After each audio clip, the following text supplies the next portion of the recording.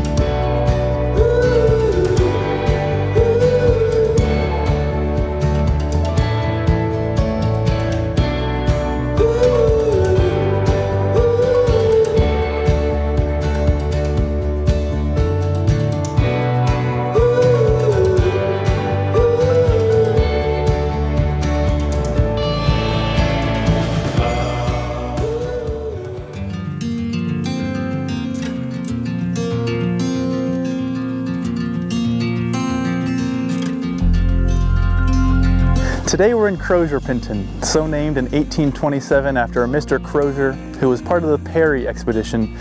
They mapped this northern coast of Svalbard. About 75 years later, in 1899, there was lots of scientific exploration during the Arc of Meridian, a Swedish-Russian joint scientific exploration in this area.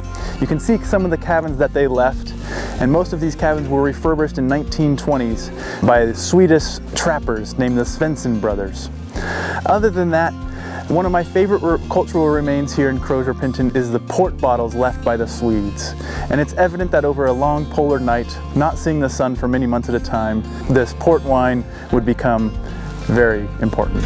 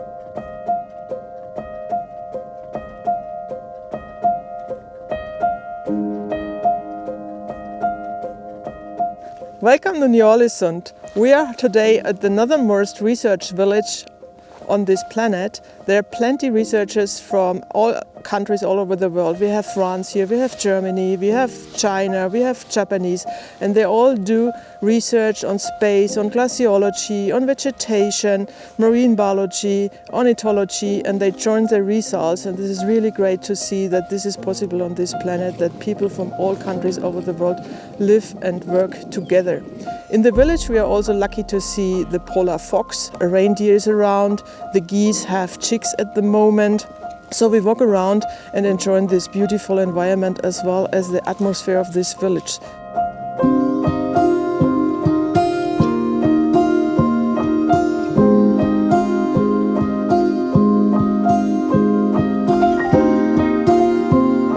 We can also explore in Ny-Ålesund the mast where Amundsen started his voyage to the North Pole on a Zeppelin, and actually he did it very successful. He survived this part of his life. So Ny-Ålesund is really a place to visit, and yeah, a part of the weather today, we have very good conditions.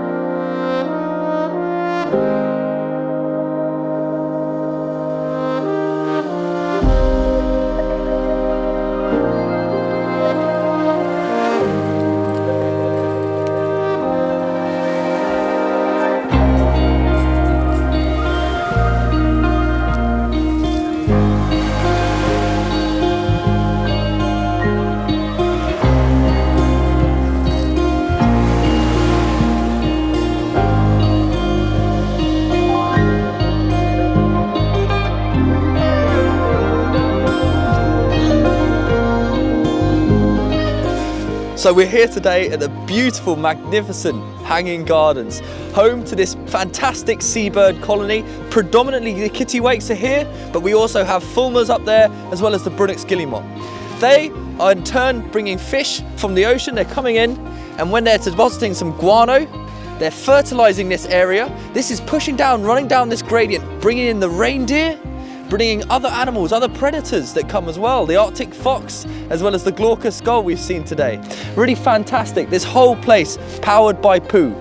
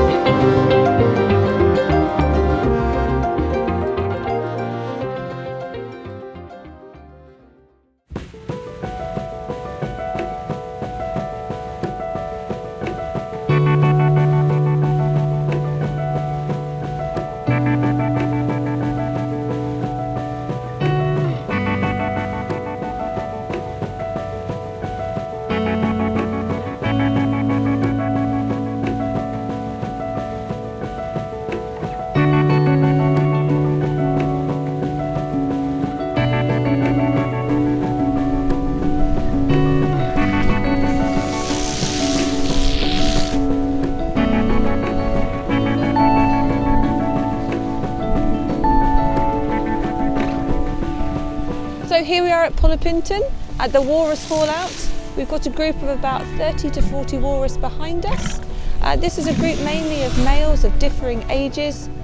And you can see today that they're just relaxing in the sunshine, resting. They'll be here for a few days before they go out to sea again to feed.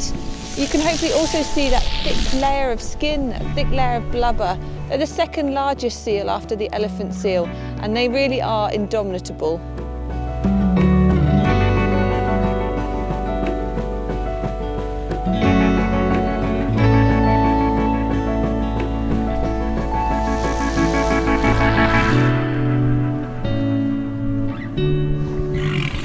You might also hear that the walrus make a huge range of sounds, lots of farts, lots of grunts, lots of general noises. This isn't just communication, this is them just moving around within the haul out, pushing each other out of the way, but it's quite an impressive sound.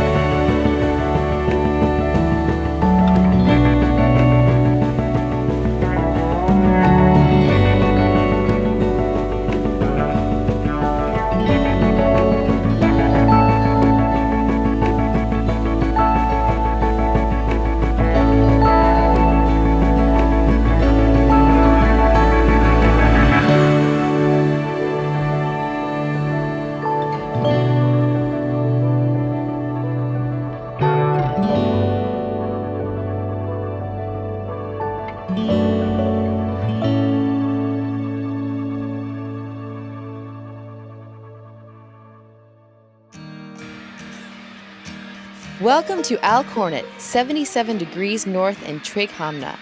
This beautiful landmark is actually a beacon for sailors. It has been a known safe anchorage for many years. This is one of my favorite sites because it has a little bit of everything that you were looking for. Above, you have 60,000 kittiwakes that are nesting right now. The nesting birds create the perfect environment for lush vegetation. We have many different types of flowers, spongy moss and Arctic grass in the area. All the vegetation brings in the reindeer.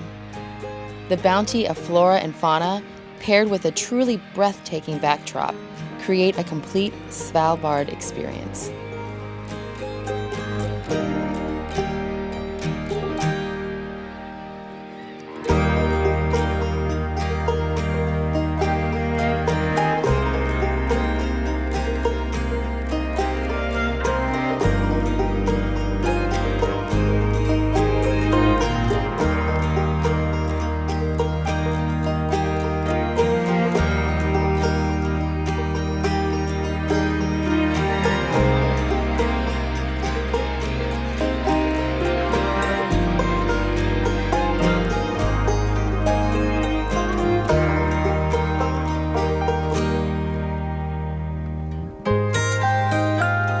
We are here on an island called Festningen, which is the Norwegian word for fortress, and the island is named for the vertical walls that run all the way around it.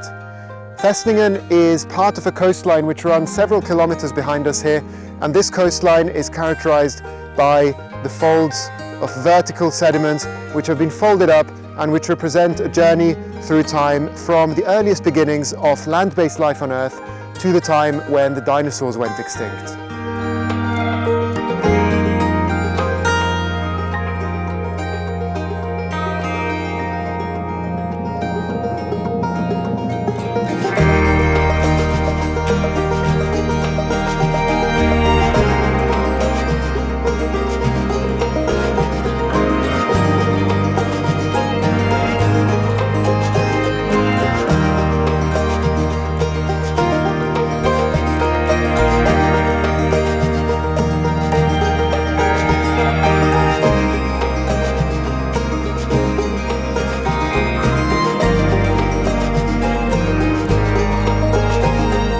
The rocks that we see all around us here represent almost all of the history of Svalbard, from its formations in the distant past near the Antarctic Circle to its present day.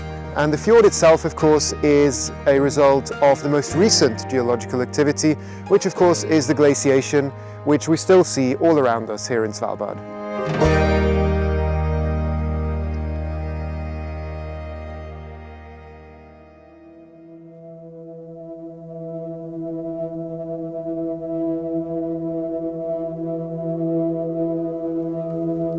Welcome to Bamsebu. Bamsebu in Norwegian would be the same as teddy bear, small cozy cabin. And this is definitely a place where we do have polar bears. I've seen them both alive, and we have one dead one lying straight over here as well. And we also have a lot of beluga remains, which are of course dead. They were hunted by the hunters here about 100 years ago. They were fetched and flensed, and now we only have the remains in the beach zone here. Along the mountains here we will have reindeers and nice lush green areas.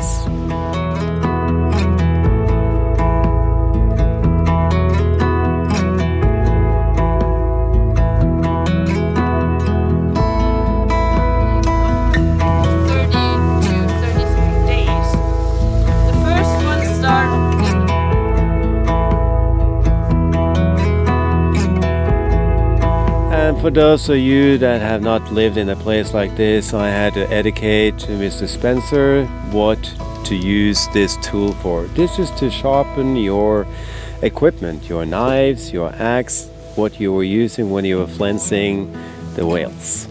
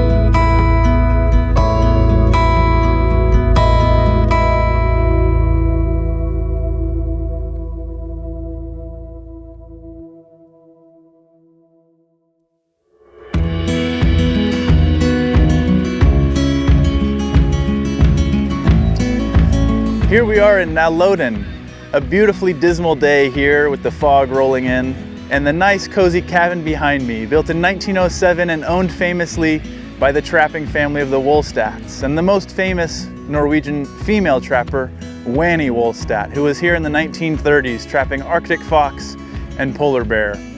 The cabin has survived throughout the decades, and still today it's used for people who are hiking through, backpacking, and taking a weekend adventure here in southern Svalbard.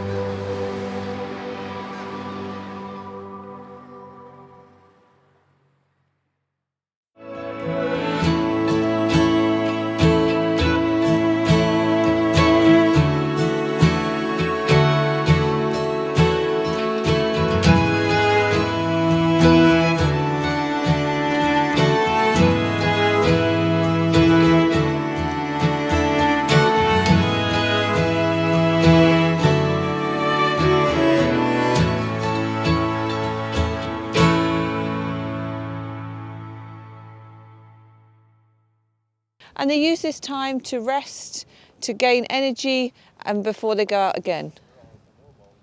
Do I need more? That last bit was a bit. Good word. Good use of indomitable. Ready? Welcome to I don't know where to start. Naloden is how you say it? Here we are in Naloden. And this island was named for the sheer vertical walls that run all alongside it. No, let's start that again. Bottles of port wine that are left over, and indeed it would be a long summer or a long winter. I'll go one more time. The name Triggenham. Can I start over? Sorry. That was a great start. Okay. It doesn't matter. I can just go, right? So, take 2.